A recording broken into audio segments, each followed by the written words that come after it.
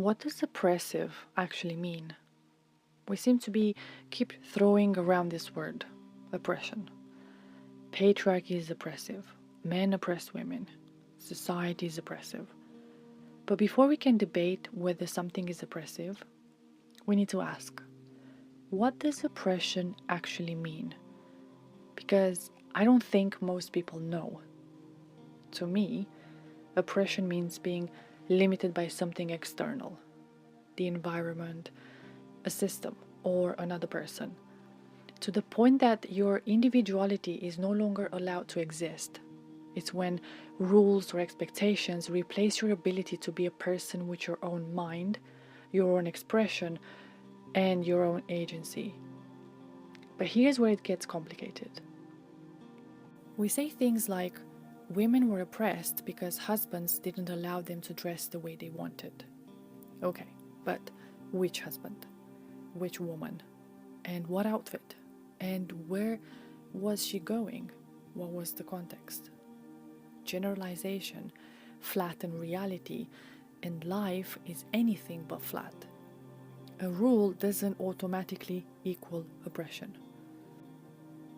For example, we have rules like, do not steal, do not hit people, do not drive drunk. Rules are necessary. They give structure. Without rules, society collapses. Oppression happens when rules multiply to the point where individuality disappears. When the rules dictate who you can be, not just what you can do. Too many rules equals no individuality. No individuality equals oppression.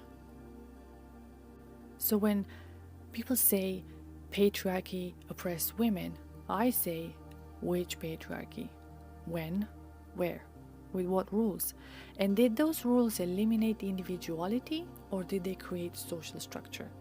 Because the moment we treat a group as if everyone was the same, men did this, women suffered that, we erase the complexity of individual lives.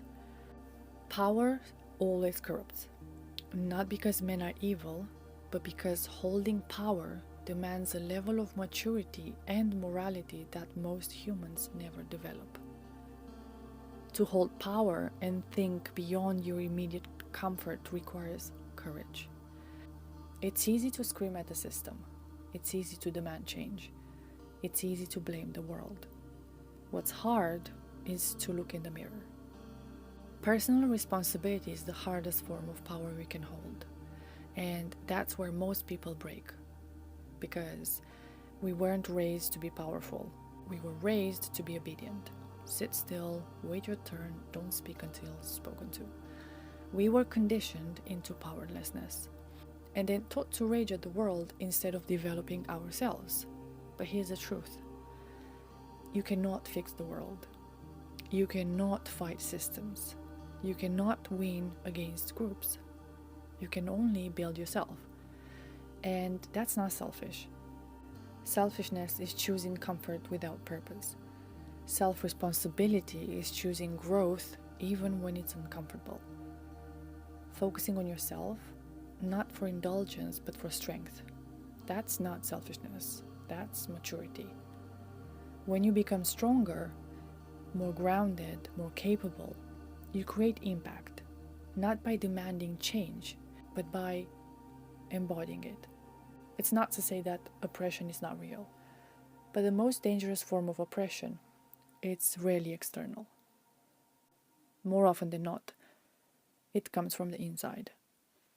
The belief that you're powerless. The world is not responsible for your well-being. You are. And the moment you take responsibility for your own life, your nervous system, your choices, your character, you stop being oppressed, even if the circumstances are not ideal. Because freedom doesn't start when the rules change. Freedom starts when you change.